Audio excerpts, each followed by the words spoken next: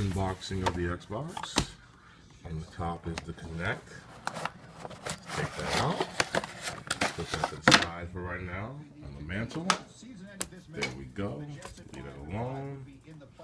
Go back in here. Let's see what we have under here.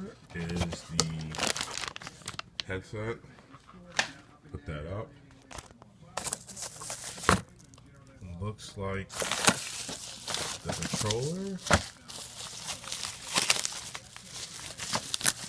Yep, controller and batteries. Put that to the side. HDMI cable. Quick setup guide.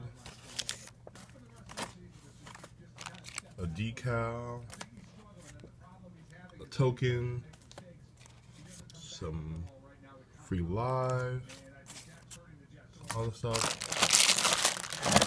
And power cord. Let's take that out as well. Put that to the side.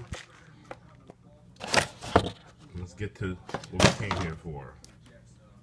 The system.